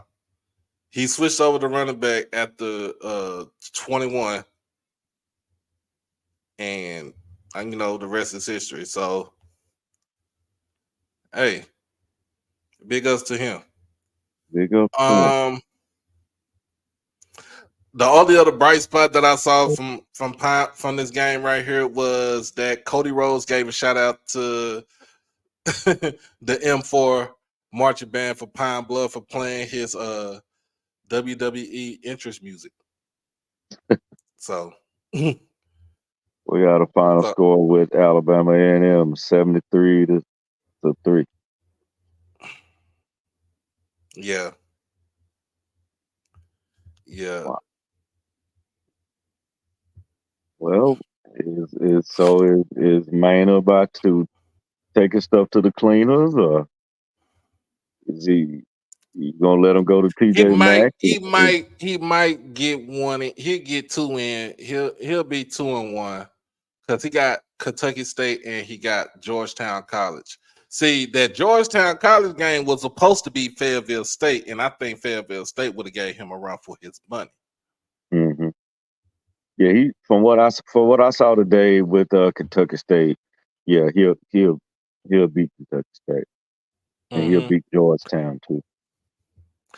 So now let's go ahead and get to the game from Thursday night, man. Jackson State versus Louisiana Monroe. This game was pushed back 2 hours because of the weather. Now Jackson State, we made this into a game. Halftime score was 14-7.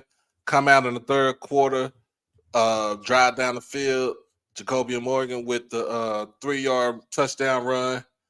And then after that, it was like the wheels kind of fell off. They scored 16 straight in the second half to pull the game away 30-14. Now, there were some bright spots in this game right here for us. Jacobian was 23 of 28, 228 yards, 1 touchdown passing, 1 interception. He also had 3 yards on 7 carries and 1 touchdown.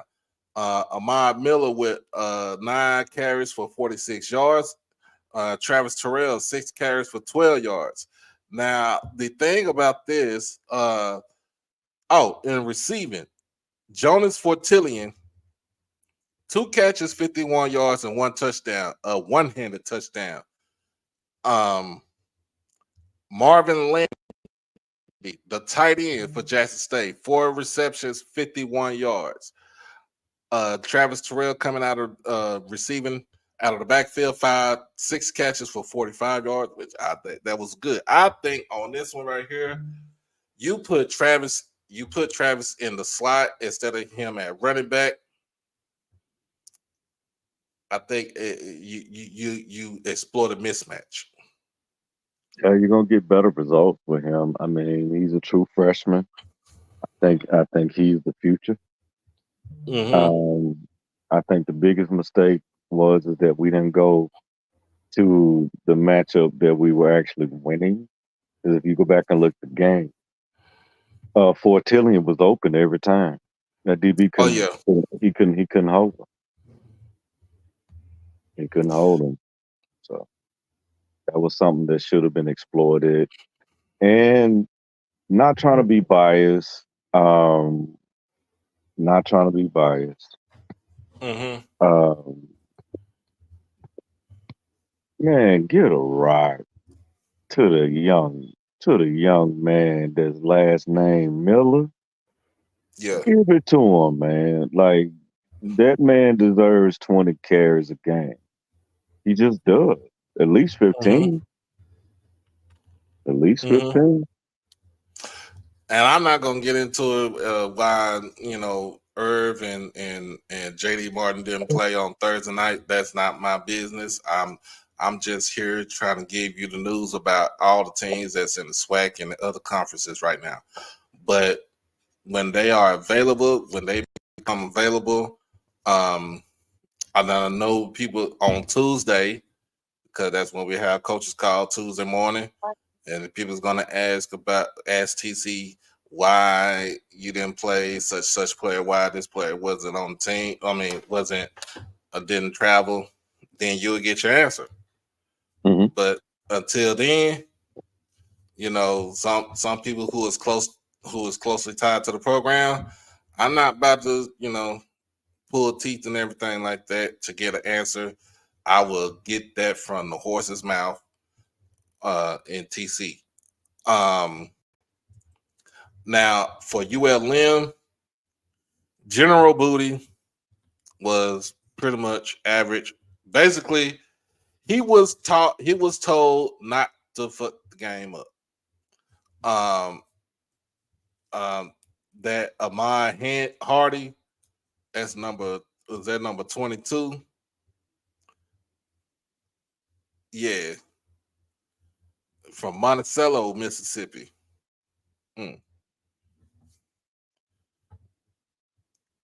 19 carries, 103 yards, and 1 touchdown. I said this on Kings Live on Wednesday. They're going to zone block the crap out of us because just the way that the offensive line, the size of the offensive line was, I'm like, they are going to zone block us. KD got us Notre Dame versus Texas A&M. All right, Irish. F Aggies.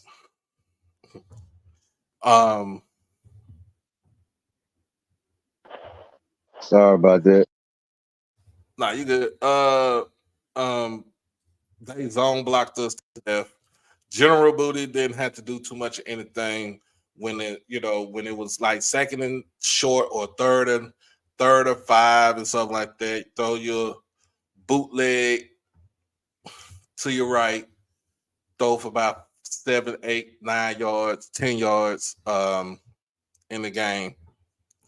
I mean, he was 10 of 14, 104 yards and 1 touchdown. And with that touchdown, I really wasn't supposed to have it because that ball was in in Mr. Wiggins' hands. And Yeah, that's supposed to have been a pick six. I was very shocked. He's normally good with those, but fortunately it didn't happen.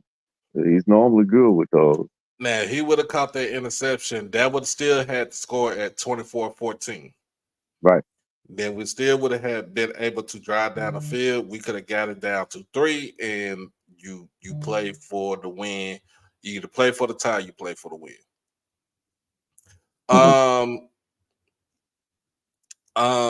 That's what I want to say as far as to the fans.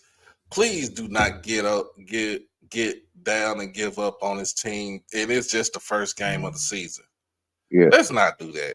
Let's not do that. And I'm not saying everybody. I'm just saying real competition too. Right. They ULM gave us their all. We gave our all in this game. The outcome just wasn't the way that we wanted it to be. We came into this game, and I believe what Ken and Zoe said. We came into this game to win the game. We don't come in, we felt like with the matchups, this game was very winnable. Point blank. And if you think that this game wasn't winnable, then you ain't an actual true fan. Right. So Agree with that. other than that, we got Lane coming into the, to the vet next Saturday. It's the WC Gordon Classic. So it says blue with a hint of red. So I guess that we're gonna go back to the old school WC Gordon from the 80s and the 90s with that red. But I like the all red. You know, sometimes the all red does us justice. Yeah. But that ain't my call. So I'm Yeah, just gonna abide by the leave that rule. alone. Don't I tell people don't mess up the money. Don't mess up the money. Just please don't mess up the money. Don't take president off. Don't mess up Yeah. the money. So other than that, man, look, we got that game coming up, and then we got some other games that's coming up this week for next weekend. Actually, we got two games coming tomorrow. We got the Orange Blossom Classic, Mm-hmm. North Carolina Central versus Bama State, Mm-hmm. and then we got the NFL Hall of Fame Classic, which is Johnson C. Smith and Tuskegee, if I'm not mistaken. No, that is the Red Tails Classic. I take that back. The Red Yeah, Tails Classic. you got the Red Tail Classic tomorrow with Tuskegee, and then you got the granddaddy of them all this weekend. The The two Orange Blossom. the two favorite champions. The two favorite champions. So, I think that's gonna be a dog fight tomorrow. What you think? All right, it's gonna be a good one. We're gonna be on here tomorrow night to get those two games wrapped up, and then on Monday, I'm thinking if I'm gonna do a actual I'm gonna do my live. I'm gonna do my live poll on Monday before I go to work. Yeah, Lowe's. I watched it, man. I watched it. Yeah, Danny Green he's something else, man. He's something else, and just a freshman. Yeah, is it Andrew Body time tomorrow? What the chat think? Is it Andrew Body time? What you think, Doc? Chat, what It y'all better think? be. Time for talk is done. That's The true. time for talking is done. Yes, sir. You got to go out there and put on the show. You put yourself in that position, and shout out to Drew, man. You put yourself in in a position for you to go out there to win the game. All right. So it is what it is.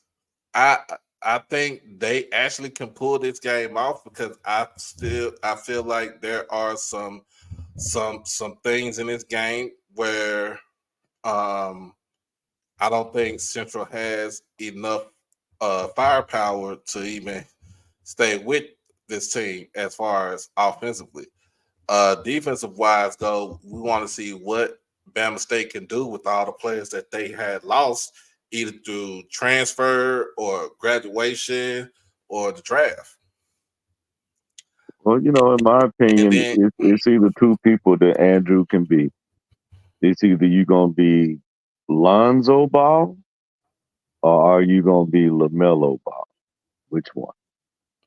that's a nice analogy right there. I don't know. I'm not gonna say anything that's something that I don't know. I coach the questions about that. But I'm just gonna put it out there. I'm not gonna say something that I don't have the knowledge of right now.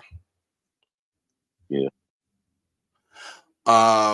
The Red Tails Classic, Tuskegee and Johnson C. Smith, gonna be a good one. And that's gonna be on NFL Network. The Orange Blossom Class is gonna be on ESPN. at 3:00. Cause hell, why ain't no football, ain't no NFL game coming on tomorrow. Oh, we still got good NFL starts football on tomorrow. Thursday. Yeah, we still got good football tomorrow. Oh yeah, NFL starts on Thursday, so make sure y'all get y'all stuff in order.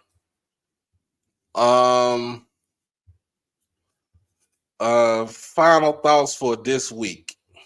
On this weekend's game. I think it was a good startup week.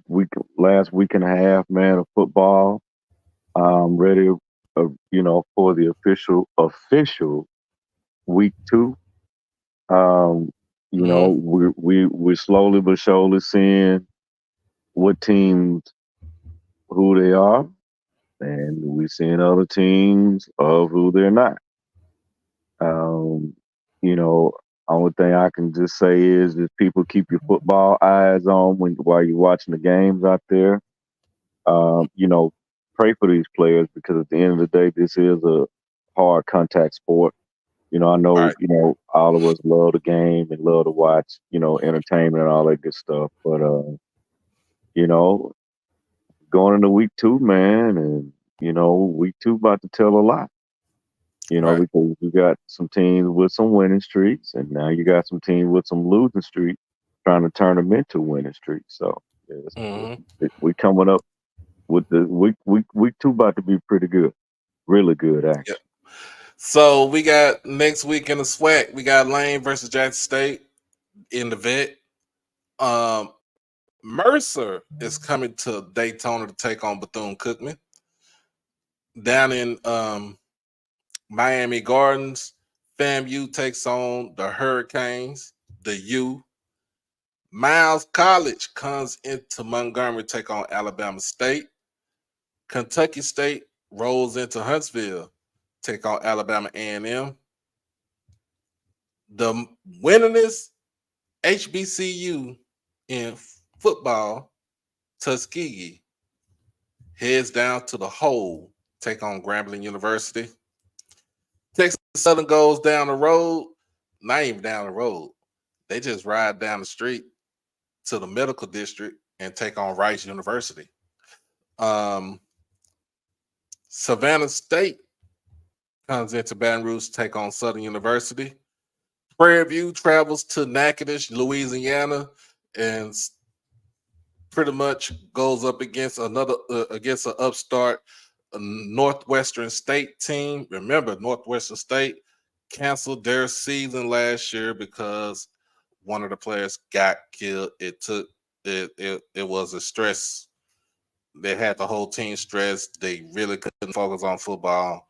So now they're back and pretty much almost like you would call it a whole new program. Mississippi Valley State goes down to Beaumont, take on Lamar University. Alcorn rides up to Nashville to take on Vanderbilt. It's Vanderbilt, y'all. And Arkansas Baptist coming in from North Little Rock, and they go down to Pine Bluff to take on Arkansas, take on Pine Bluff. And that's in the SWAC. In the MEAC next week, the MEAC, South Carolina State goes down and takes on the Citadel. Virginia State and Norfolk State renew their rivalry.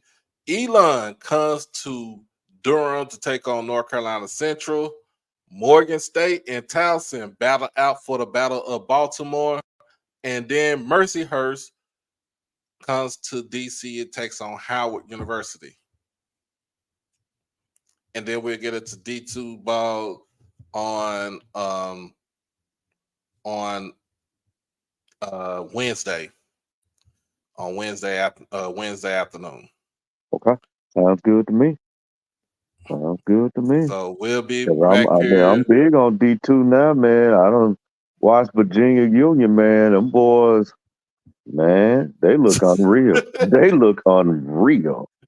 Like I said, they don't even look like a D2 team, man. Like the only way they look like a D2 team today because they don't really have just no, good D1 looking jerseys, stuff like that. But I as mean, far as the they play sponsored by and Under the Armour, so yeah, as far as the play and the talent, oh man, you better throw them.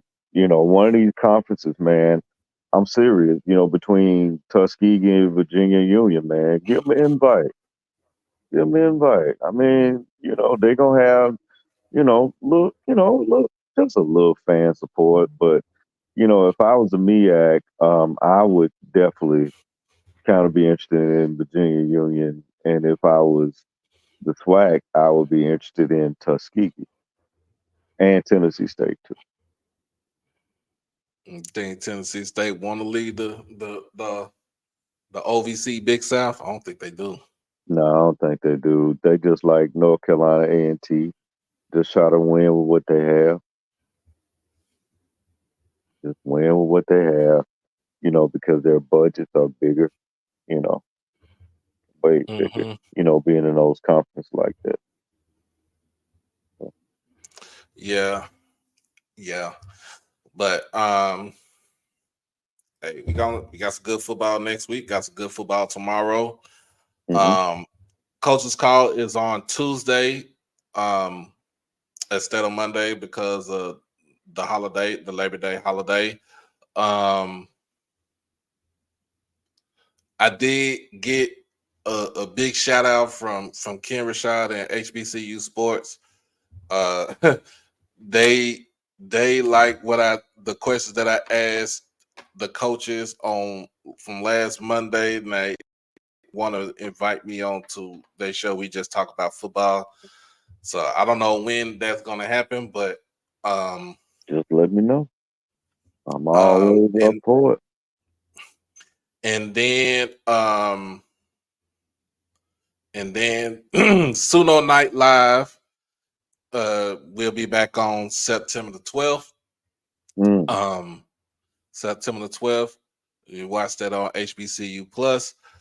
I did have the AD and the head men's basketball coach, Coach James Matthews.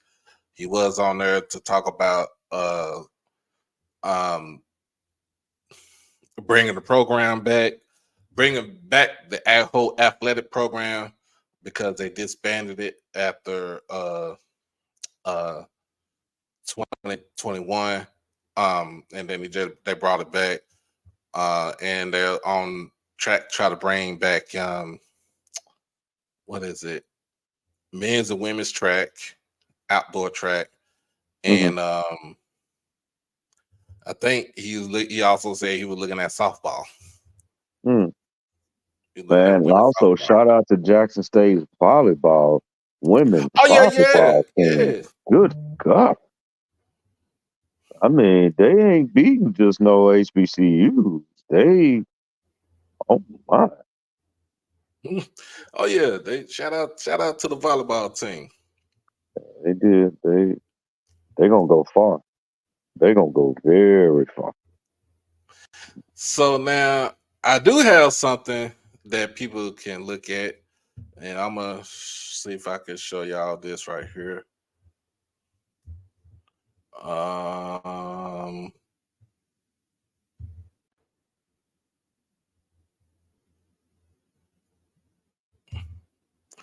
let me.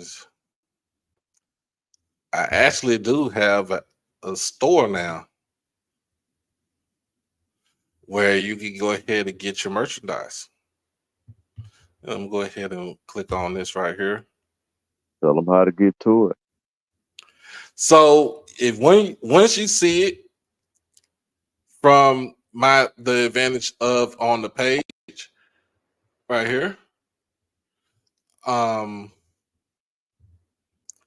where it says from HBCU Overdrive, click on that, but you click on that link right there, and it will take you to um, this store.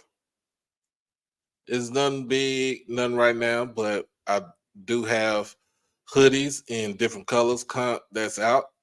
So we got them in the white, got it black. Uh, we got the navy. We got the purple for for the brothers. Got the royal and we got the white. And we got sky blue. But also, let's got them. We got excuse me. Got t-shirts and hoodies, and we're gonna get some more stuff on here. I'm gonna try to get some more things on here. T-shirts with the avatar. Got to go on for $26. And then we also got the hoodies with the avatar on there. That's going for $39. So of course I got them in. Got it in black. Got it in charcoal gray, the navy, the royal, and my other favorite, the sky blue. So we got them right here. We're gonna try to get some more things on here.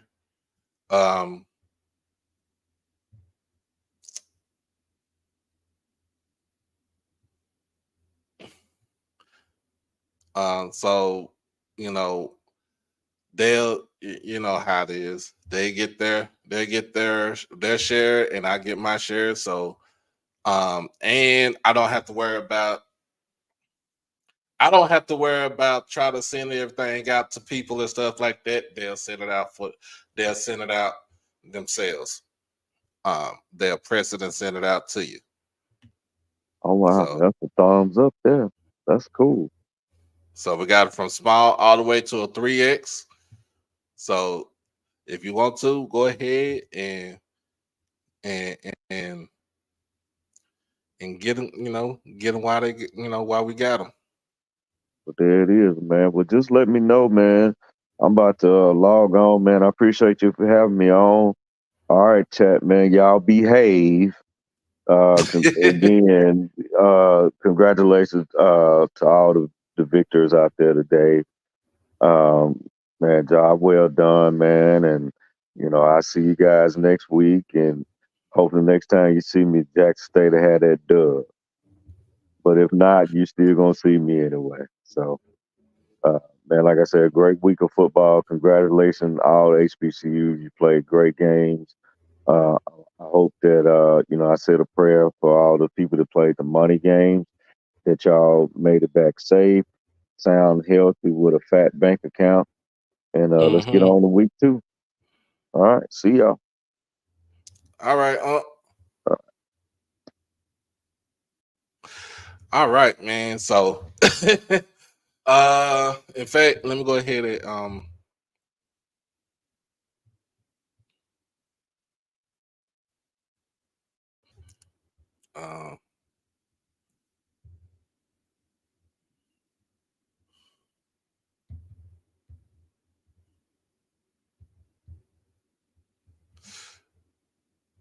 I'm gonna send it. I'm gonna put it in the chat.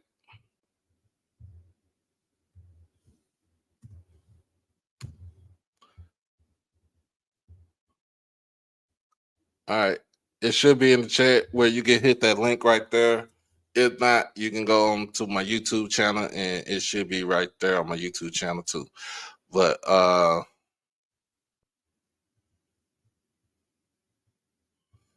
yep, I appreciate everybody for joining me tonight. It was a good night. It was a good night. Good night of football. We got one more day of college football, and we headed to our usual business over the week. Coaches call on Tuesday. Division 1 and Division 2 polls coming out to on Wednesday, and then on Thursday I should have my second article coming out pertaining to Jackson State versus Lane. But other than that, everybody, y'all have a great night. This is the episode This is episode 2 of season 2 of HBCU Saturday Night. It's powered by HBCU Overdrive. Make sure that you like the stream, comment, share, and most of all, subscribe to the channel. But as always, y'all be blessed. Y'all stay safe. Y'all hug y'all loved ones, and we gonna be out this thing. Y'all see me back on here more likely probably tomorrow. If not, it'll be on on Wednesday. Peace out. Peace out.